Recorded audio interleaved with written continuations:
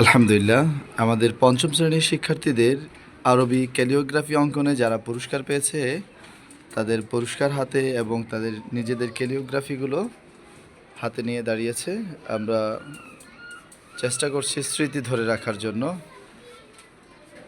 প্রত্যেকটি ক্যালিওগ্রাফি অনেক মাশাআল্লাহ অনেক সুন্দর হয়েছে। আমরা চেষ্টা করব পরবর্তীতে যেন সকলকে পুরস্কার দেওয়া যায়।